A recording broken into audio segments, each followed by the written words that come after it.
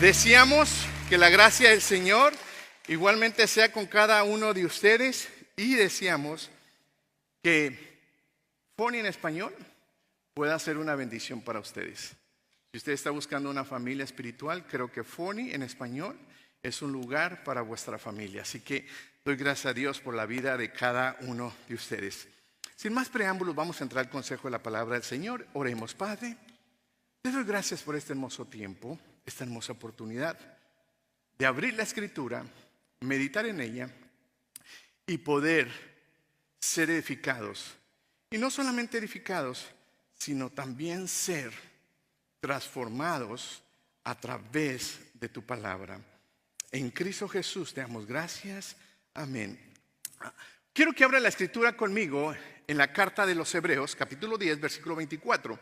Y hay un versículo muy clave, muy importante, que está correlacionado con el versículo anterior, que es el versículo 23. Abra la Escritura, téngala ahí abierta porque ahí estaremos meditando nuestra enseñanza el día de hoy. Y este versículo nosotros ya lo aprendimos 2 semanas atrás y es: considerémonos los unos a los otros para estimularnos al amor y a las buenas obras. Eso es lo que vamos a estar meditando el día de hoy en la carta de los Hebreos, capítulo 10, versículo 24. Pero déjeme traerle una contextualización de lo que estaba sucediendo. ¿Por qué se escribió la carta de Hebreos? Bueno, cuando el Señor Jesús nació en esta tierra, escuche bien, el Señor Jesús nació bajo el imperio romano. Así el Dios soberano y eterno, así lo determinó, que el Señor Jesús, el Redentor, viniese y naciese en el imperio romano. Cuando el Señor Jesús nace, ya había multitud de religiones. Jesucristo no vino a este mundo a establecer una religión más. Jesucristo vino a este mundo a traer salvación y que la humanidad pueda tener una comunión con Dios el Padre. El propósito del amor del Padre y enviar a Jesús no es establecer una religión más, es abrir el camino a través de Jesús para que el hombre, el joven, la señorita y el anciano tenga acceso a la gracia de Dios, al trono del eterno Padre. Y esa es la bendición que Dios quiere que cada uno de nosotros obtengamos. Yo no sé, no lo conozco a muchos de ustedes, pero no sé cuál ha sido su relación con Dios. Tal vez usted tiene una relación con Dios religiosa, tradicional, pero realmente no ha tenido un encuentro con Jesucristo. ¿A qué me refiero?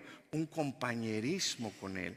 Y Él vino a esta tierra para tener compañerismo con nosotros. Cuando vemos en los evangelios, el Señor Jesús caminaba sobre las calles polvorientas de los pueblos y Él se comunicaba, se relacionaba con la gente, dándonos a entender que el Señor Jesús es una persona relacional. Tú puedes relacionarte con Él. Y esto es lo más hermoso. Que el Señor Jesús ascendió a los cielos, pero envió su Espíritu Santo. ¿Para qué? Para que habitase en nosotros. ¿Y cómo puede habitar el Espíritu Santo sobre nosotros? Cuando nosotros ponemos nuestra fe y nuestra confianza en Cristo Jesús. No en la religión cristiana, en la persona de Cristo Jesús. Y traigo todo esto en un contexto porque cuando se escribe la carta de los Hebreos, la carta de los Hebreos estaba escrita a los creyentes que habían sido judaizantes, que habían practicado una religión, pero habían tenido un encuentro con Jesucristo. Pero las situaciones en la vida se ponen adversas y difíciles y ellos se veían tentados a regresar a su vieja o pasada religión y tradición. Y cada uno de nosotros nos podemos identificar de esta manera. Muchos de nosotros nos jactábamos de una religión, de una tradición, pero en un momento, gracias a la bondad de Dios, tuvimos un encuentro con Jesucristo. Pero hay momentos difíciles que nosotros sentimos regresar y dudar de nuestra fe en Cristo Jesús. Y estas palabras es para nosotros como iglesia, como creyentes, como hijos de Dios. Encontramos esperanza en Él. Veamos lo que dice la Escritura. Vamos a tener un pensamiento central igualmente. Y vamos a estar meditando en el pensamiento central. Escuche bien, mire, en este pensamiento central todos necesitamos palabras de aliento. Todos en algún momento necesitamos que alguien venga y aliente mi corazón. Muchos de nosotros necesitamos un abrazo. Por eso para mí es importante que cada uno de nosotros nos saludemos, nos podamos sentir los unos a los otros, que estamos presentes aquí. Cada uno de nosotros necesitamos palabras de aliento. En el matrimonio, en la familia, en relación a los hijos. Estamos pasando ciertas circunstancias con los hijos. Quisiéramos que alguien que fuera más experto en la área académica venga y nos diga, don't worry, everything is okay with your kid. No te preocupes, todo está bien con tus hijos. Quisiéramos que alguien que tiene conocimiento en economía que nos pueda alentar y decir, no te preocupes, lo que está pasando es que tú estás gastando más de lo que estás ganando. Te voy a enseñar, te voy a educar cómo manejar las finanzas. Necesitamos siempre palabras de aliento y de fortaleza. Necesitamos un buen mecánico que podamos confiar, que nos pueda decir, este es el problema. Y te sale tanta cantidad del costo. En otro poder descansar. Gloria a Dios por los mecánicos cristianos y creyentes que son honestos. Amén. Pero todos nosotros necesitamos palabras de aliento y cada uno de nosotros fuimos creados con habilidades de hablar y escuchar. Pero esto es lo interesante, que aunque Dios nos ha dado la habilidad de hablar y de escuchar, muchas veces no sabemos cómo hacerlo, cómo realizarlo, cómo efectuarlo. ¿Cómo vivirlo? Y la palabra central, la escritura central, la encontramos en Hebreos 10:24, que dice, y considerémonos los unos a los otros para estimularnos al amor y a las buenas obras. Escuche bien, nuestra religión nos enseñaba que necesitábamos hacer obras, realizar obras para alcanzar salvación.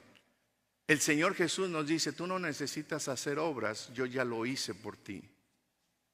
El Señor Jesús nos dice a nosotros, no hay más necesidad de hacer obras para salvación. La necesidad es poner tu confianza en el sacrificio que yo he realizado. Y esta escritura, mis amados hermanos, vamos a meditarla en una manera, si puedo llamarlo, inductiva, deductiva. Vamos a meditar estos versículos rápidamente y vamos a traer un conocimiento a nuestra vida. ¿A qué se refiere la escritura? Y algo muy interesante que en el versículo 23, lo leímos hace 2 semanas atrás, que también está conectado con esta enseñanza que dice de la siguiente manera. Dice, mantengámonos firmes en la esperanza que profesamos, porque fiel es el que hizo esta promesa. Y luego viene un prefijo que es y. Y esa palabra y la vamos a ver cómo relaciona el versículo 23 con el 24. Estad firmes, no fluctuar. Pero mientras tú te mantienes firmes, también necesitamos llevar esta conducta en nuestra vida. ¿Y cómo vamos a hacerlo? Mira, vamos a aprender 7 principios en esta escritura. 7 principios que nosotros vamos a aplicar este versículo.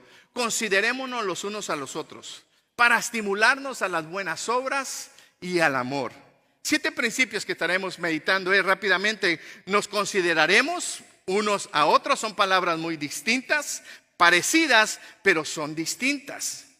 Y luego el propósito es para estimularnos al amor, a las buenas y obras. Pero ¿cómo, pastor, vamos a realizar y cómo vamos a aplicar todos estos principios? ¿Cómo vamos a asimilarlos? Bien sencillo. ¿Cómo lo hacemos? ¿Cómo vamos a considerarnos los unos a los otros? ¿Cómo vamos a animarnos? ¿Cómo vamos a estimularnos los unos a los otros? Como dije anteriormente, tenemos la habilidad de hablar y de escuchar. Y me voy a enfocar en la palabra que cada uno de nosotros hablamos y mencionamos. Y cuando yo voy a hablar este versículo y vamos a meditar en ello, mire, este versículo va a ir en contra de nuestra religiosidad, de nuestra tradición, de nuestro legalismo. Él nos va a animar a nosotros a considerarnos los unos a los otros. En otras palabras, no juzgarnos, no condenarnos, sino a considerarnos. ¿Qué puedo yo hacer bien para el beneficio de. ¿Cómo lo hacemos? Mire, bien importante, por las palabras. ¿Cómo nosotros nos vamos a alentar? ¿Cómo usted y yo nos alentamos, nos fortalecemos los unos a los otros? ¿Cómo cada uno de nosotros damos palabras de aliento y de fortaleza? A través de las palabras. Pero esto es interesante. Es muy importante que nosotros pongamos atención qué es lo que estamos diciendo cuando estamos dando un consejo y una palabra de aliento. Mucho cuidado lo que decimos, cómo lo decimos, dónde lo decimos y cuándo lo decimos. Todos nosotros vamos a tener momentos de necesidad de palabras de aliento, pero nosotros vamos a aprender que es muy importante lo que yo digo. No simplemente lo que digo, sino cómo yo lo estoy diciendo, cómo yo lo estoy comunicando. Y también tiene que ver mucho el lugar donde yo lo estoy comunicando y el tiempo donde yo comunico. Estos 4 principios a mí me ayudaron y me desafiaron. Déjeme decirle, ya de rodillas me he arrepentido y he pedido perdón al Señor, porque muchas veces he hablado fuera de tiempo, he hablado fuera de lugar. Las cosas que he dicho no han sido correctamente, aunque era la verdad, pero no fue dicha correctamente. Lo que dije era la verdad, pero fue una intención o fue una motivación equivocada. Así que, ¿cómo nosotros nos vamos a alentar los unos a los otros? Muy bien, vamos a decidir nosotros a través de las palabras. ¿Por qué vamos a poner énfasis en las palabras? Usted tenga mucho cuidado, de hoy en adelante va a tener mucho cuidado cómo va a hablar. Cómo va a responderle a su cónyuge, cómo le va a hablar a sus hijos, cómo le va a hablar a sus compañeros de trabajo, cómo vamos a compartir nosotros como familia, cómo nos vamos a comunicar los unos con los otros. Mire, Proverbios 18:21 dice la siguiente escritura: hay un poder en tu boca, en tu lengua hay un poder. Y dice, la muerte y la vida están en el poder de la lengua, y el que la ama comerá de su fruto. Escuche bien, la muerte y la vida están en el poder de la lengua. Tú vas a producir muerte o vida. Cuando tú hablas, cuando tus palabras son expresadas, hay 2 funciones en ella: producir vida o producir muerte. Más que producir un sonido, más que dar una información, tus palabras producen vida o tus palabras producen muerte. En tu matrimonio, en tu familia, en tus hijos, cómo hablas, cómo te relacionas con ellos, ¿tú estás produciendo vida o estás atrayendo muerte a la vida de ellos? Proverbios nos hace una invitación a nosotros de que nosotros estemos conscientes del poder que nosotros tenemos en nuestro hablar. Y es interesante porque dice, el que la ama comerá de sus frutos. Bueno, yo amo la lengua, y cuando son en taquito con cilantro, cebolla y una salsita, bueno, eso los mexicanos. Los que son de otros países van a decir, oh, pero son sabrosos. Y si hay una Coca-Cola en un lado, mejor. Pero esto es lo interesante: el que ama la lengua comerá de su fruto. 2 clases de frutos produce: muerte o vida.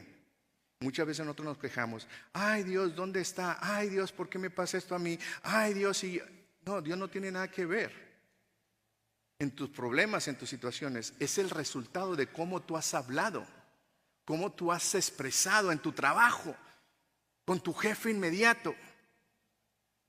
A veces nos quejamos con los jefes inmediatos, pero es nuestra actitud, cómo nosotros hablamos, cómo respondemos. En nosotros no hay palabras de gracia y por consiguiente producimos y recosechamos muerte. Así que Proverbio nos dice, tengan cuidado con la lengua porque hay un poder en ella. Tengan cuidado cómo van a hablar porque hay poder en ella. 2 frutos, vida y muerte. ¿Qué estarás produciendo? Cuando hables a tu amada esposa, habla vida. Cuando hables a tus amados hijos, habla vida. Cuando hables en relación a tus jefes, habla vida. Cuando hables en relación a la iglesia, habla vida.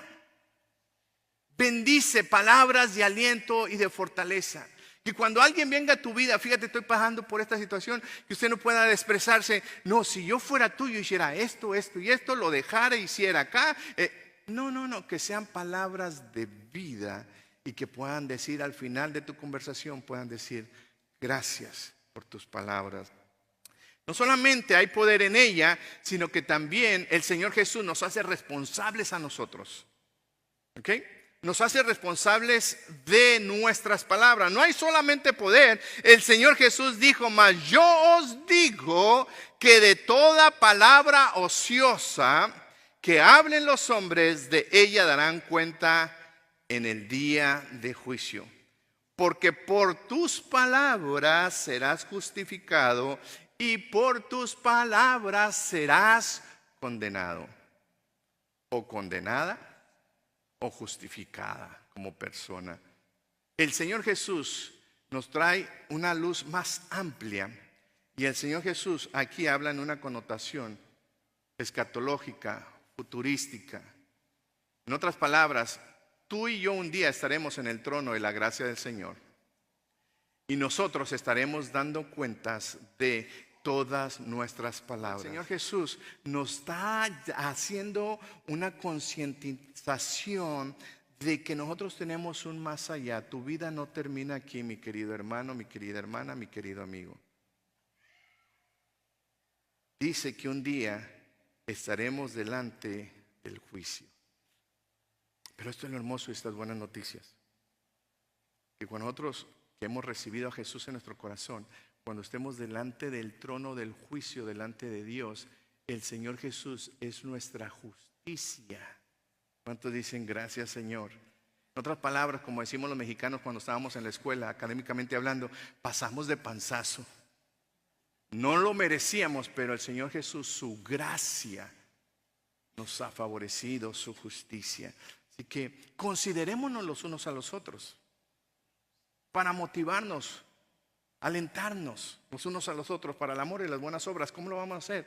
A través de nuestras palabras. Hay un poder en ella. Nosotros somos responsables, y no solamente eso. Igualmente Efesios 4:29 nos habla de esta hermosa responsabilidad. Dice: ninguna palabra corrompida salga de vuestra boca. Y nos da una identificación. ¿Qué es lo que podemos hablar? Dice: sino que la buena palabra necesaria para la edificación, a fin de dar gracias a los oyentes. Ninguna palabra corrompida salga de vuestra boca. Ninguna palabra corrompida salga de nuestra boca. Rápidamente considerémonos los 7 principios. Considerémonos los unos a los otros. Hay una hermosa palabra, como dije al principio, la I, que nosotros llamamos griega, en otras palabras, hace una conexión con el versículo 23, como le había dicho. Es una transición, es una conexión del versículo anterior. Y él dice: bueno, manténganse firmes en el Señor. Mientras ustedes se mantengan firmes, edifíquense los unos a los otros. En el matrimonio necesitamos mantenernos firmes en el matrimonio. En relación a la familia necesitamos mantenernos firmes. Mientras nos mantenemos firmes en el matrimonio, en la familia, nosotros podemos considerarnos los unos a los otros. Mire, vamos rápidamente. El verbo considerarnos es un verbo presente y activo. No es para el día de ayer, no es para el día de mañana, es para hoy. El escritor está diciendo: considerémonos hoy. Y mañana te va a decir: considerémonos hoy. Y es un verbo presente y es un verbo activo, que todo el tiempo tiene que estar en acción. Y la palabra considerarnos habla, fijarse bien en, cuidadosamente, preocuparse por. En otras palabras, antes de ocuparse, y usted ya está preparado para ocuparse a favor de alguien más. La escritura nos dice: considerémonos. Todo el tiempo, como creyentes, como hijos de Dios, tenemos que estar todo el tiempo activos, dispuestos a considerarnos los unos a los otros. Es un verbo que está en el presente y está activo. Es hermoso cuando nosotros podemos considerarnos unos a los otros cada momento de nuestra vida. En otras palabras, cuando las situaciones están difíciles, es cuando tú tienes que considerar a tu hermano, a tu hermana, a tu cónyuge, a tus hijos, a tu compañero de trabajo. Es ese momento preciso cuando tú tienes que recordar estas palabras Es decir, considerar. Pero esto es lo más hermoso que vamos a entender estos versículos. No simplemente dice considerar. ¿A quién vamos a considerar? Aquí hay dos clases, grupos de personas. Y lo puse de esta manera, unos y otros. ¿A qué se está refiriendo? Mire, la palabra o el adjetivo es un unos es un adjetivo indefinido. O sea, no lo define. Ahí usted tiene en la pantalla un antenombre no definido o que aparece por primera vez. ¿A qué se está refiriendo? ¿Qué dice la Escritura? Nosotros tenemos que considerarnos unos a los otros y considerar a aquellos que para nosotros no son familiares. En otras palabras, no son conocidos. Muchas veces nosotros tenemos la tendencia a ver por el bien de aquellos que son nuestros conocidos, nuestros compadres, nuestros amigos, nuestros familiares. Pero la Escritura empieza a poner énfasis. No, nosotros tenemos que considerar al pecador. Nosotros necesitamos considerar a aquel que está viviendo en la práctica de su pecado. Nosotros necesitamos considerar al homosexual, a la lesbiana, a la prostituta, al borracho, al mujeriego, al asesino. Es lo que la Escritura nos está haciendo ver. Ustedes tienen que considerar a aquellos que no han alcanzado de la gracia de Dios. ¿Cuál es nuestra actitud?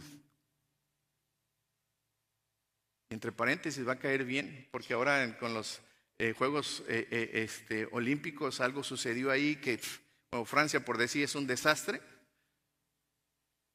Y wow, salió muchas escenas ahí. Muchos empezaron ahí a quejarse. Mejor dobla tus rodillas y ora por el país de Francia. Dobla tus rodillas y ora por los creyentes que hay en Francia. Ora por aquellos misioneros evangelistas que ahorita mismo estaban evangelizando en ese lugar. Pero siempre tenemos la tendencia a desenfocarnos. Vemos al pecador y queremos juzgarlo. Y Dios mira al pecador y quiere justificarlo. Mira el Señor Jesús al pecador y Él quiere recibirlo en el trono de la gracia y mostrarle su amor y su perdón. Pero ¿cómo vamos a demostrarle el amor y el perdón al pecador? A través de nosotros. Pero ¿cómo vamos a demostrar el amor y el perdón al pecador si nosotros no lo consideramos? En lugar de considerarlo, lo condenamos.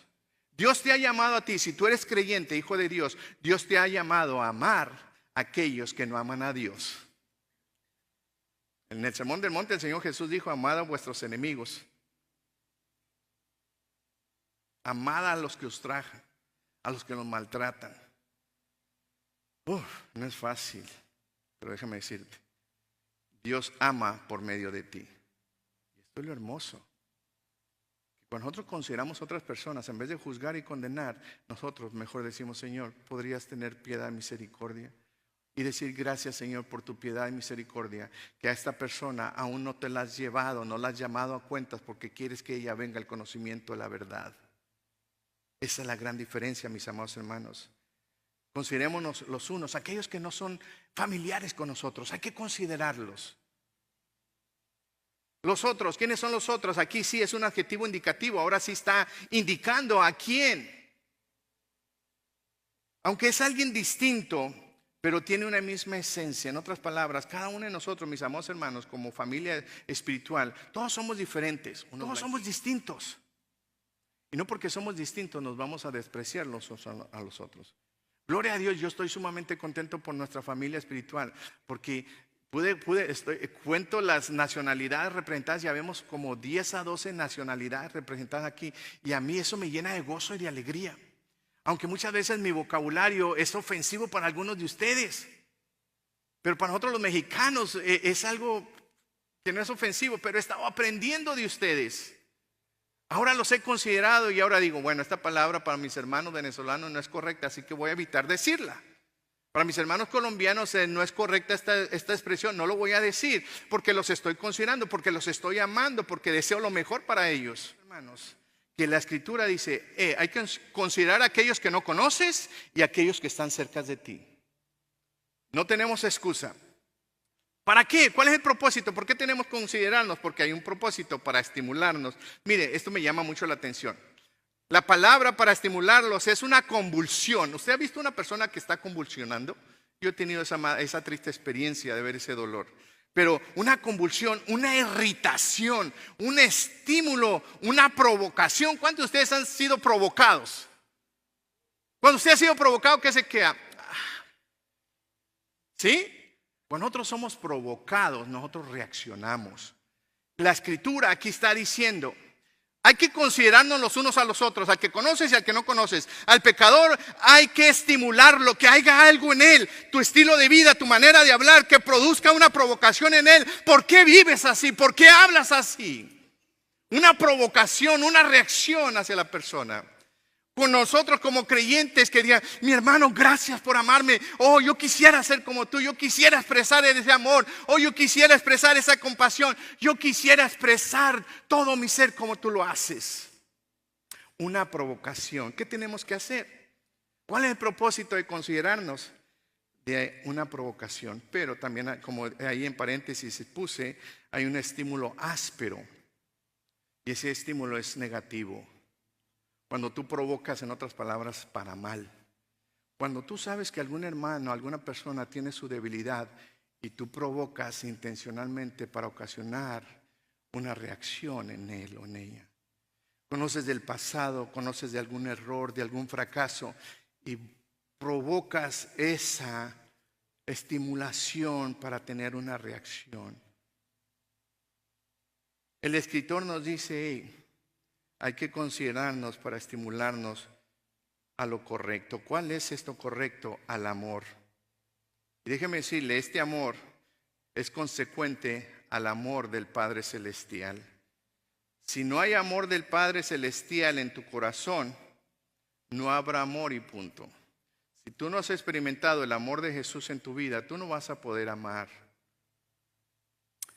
Y esto está relacionado con Mateo 22:37, cuando el Señor Jesús habla y le preguntan, ¿cuál es el mayor mandamiento? Amarás al Señor tu Dios con todo tu corazón, con todas tus fuerzas y con toda tu alma, y a tu prójimo como a ti mismo. Amar, mis amados hermanos, es fruto de amar a Dios. Si no amamos a nuestro Padre eterno, ¿cómo vamos a amar a los demás? Y no solamente esto es lo hermoso, sino que también lo vimos en el ejemplo perfecto del Señor Jesús. Cuando dice la palabra, no simplemente estimularnos al amor, sino también a las buenas obras, pero lo quise separar. Cuando dice las buenas, está hablando de lo correcto, lo conveniente, lo honrado. Vamos a estimularnos al amor, pero el amor siempre nos va a llevar a realizar lo correcto. Si nuestras motivaciones no están provocadas por el amor, toda nuestra reacción y nuestras acciones serán incorrectas, no serán buenas. Toda tu actitud en tu familia, en tu matrimonio, en tu trabajo, ¿está motivada por el amor a tu trabajo? Yo sé que voy a llegar muy cerca de la casa, pero muchos de nosotros no amamos nuestro trabajo, ¿verdad? Muchos de nosotros nunca, bueno, corríjame, ¿no? Pero no sé cuántos de ustedes se levantan, voy a ir a trabajar a mi trabajo, qué rico es ir a mi trabajo, durar 1 hora en el tráfico lo disfruto. Ver a mi jefe para mí es una alegría, ver mis compañeros de trabajo, wow, qué mayor satisfacción. Como que estamos soñando mucho, ¿verdad? Miren, el escritor está diciendo, si vas a esforzarte y vas a gastar tus energías, procura que sea en lo bueno, en lo correcto y en lo conveniente. Se toma la misma energía para hacer lo equivocado y lo errado, para buenas obras. ¿Y cuál es entonces el resultado? Las obras. Y las obras son las consecuencias, la acción, la expresión práctica. En otras palabras, las obras son un lenguaje. Considerémonos los unos a los otros para motivarnos al amor. Buenas obras, hay amor, hay buena motivación, por lo tanto hay buenas obras. Hablamos bien, hablamos lo correcto en todos los aspectos de nuestra vida y por consiguiente todas nuestras acciones estarán motivadas por el amor. Siempre nuestras palabras y todas nuestras acciones estarán motivadas por el amor. Y si hacemos esto, evitaremos el versículo 25, porque este versículo también está conectado con el 23 y el 24. Hebreos 10:25 que dice, no dejando de congregarnos, como algunos tienen por costumbre, sino exhortándonos los unos a los otros, en tanto cuanto veis que aquel día se acerca. Voltea al que está a su lado y dígale, no están hablando de ti porque tú estás aquí. ¿Ya le dijo? Sí, sin miedo, no están hablando de ti. Eso es para lo que acostumbran. Y quiero rápidamente nada más simplificarlo de esta manera. No dejando es una decisión propia, deliberada. Una persona que no decide congregarse con sus hermanos porque no ha sido motivado por el amor, que no ha sido motivado por las acciones buenas, es una decisión propia y deliberada. Yo lo he hecho. En el trabajo, usted no cumple con su trabajo y no va a su trabajo porque usted ha decidido no hacerlo. ¿Y qué? Nadie me obliga a ir a trabajar, nadie me obliga a ir a la iglesia. Estás en lo correcto. Aquí no obligamos a nadie a venir a la iglesia y mucho menos llegar temprano. All right. A nadie obligamos. Usted puede venir a la hora que usted quiera. Si no nos encuentra es problema. Pero aquí nadie se le obliga. Dice el versículo, no dejando de congregarnos. En otras palabras, en aquel tiempo, en la connotación judía, contextualización, para ellos era importante las sinagogas. Como ellos habían sido expatriados, ellos estaban en otros países, en otras tierras. Entonces juntarse era bueno para ellos. Y gloria a Dios por nuestra familia. Y para mí sería un gozo, un privilegio que todos los hermanos que vienen de otros países puedan ver en este lugar un lugar seguro.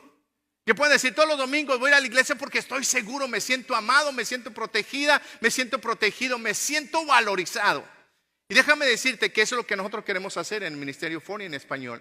Cada uno de nosotros tener un valor y un significado para cada una de nuestras vidas y para nuestros hijos. No dejando de congregarnos es una decisión deliberada y se puede aplicar en todos los contextos. En la familia, en el matrimonio, en el trabajo. Dice de congregarnos, la coinonía, de acercarnos, de estimularnos. Esto está haciendo referencia a restar importancia, restar valor. Oh, no es importante la iglesia, no es importante reunirme con mis hermanos, es más importante quedarme en casa, es más importante irme a la lake, es más importante irme de shopping. Restan la importancia a la familia de Cristo, como algunos tienen por costumbre. Pero esto es lo interesante, y tanto más cuando veáis que aquel día se acerca. Esto quiere darnos a saber, mis amados hermanos, que nuestros días en esta tierra están contados.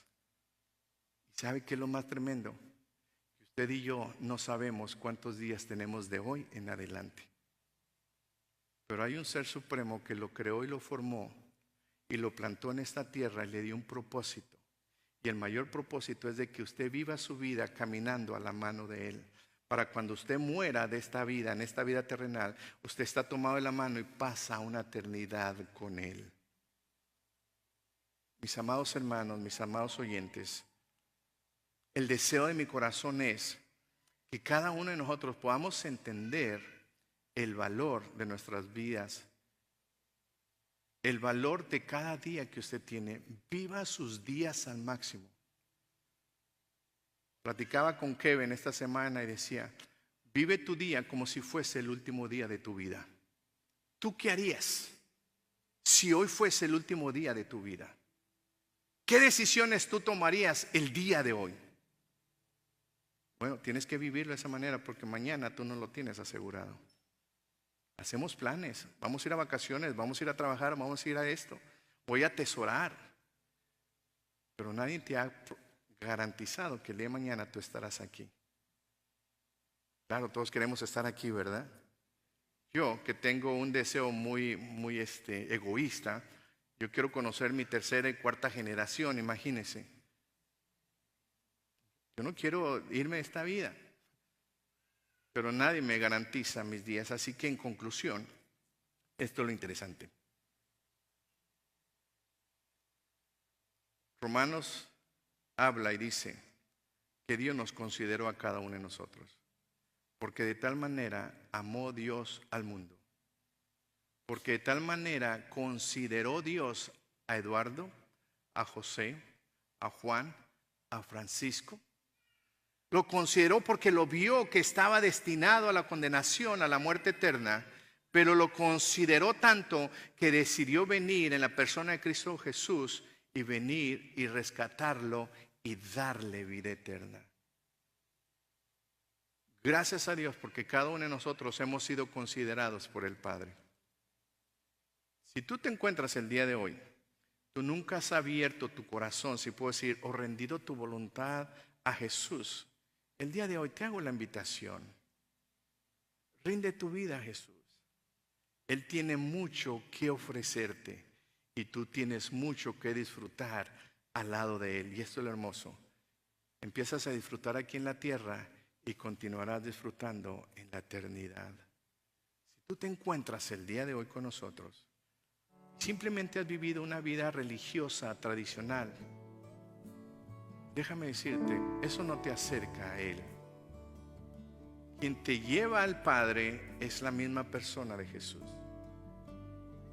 Él te consideró tanto, te amó tanto, que dejó su trono de gloria y vino y encarnó en la persona de Cristo Jesús. Creo que ahora es necesario que tú consideres a Jesús como el único Salvador de tu vida.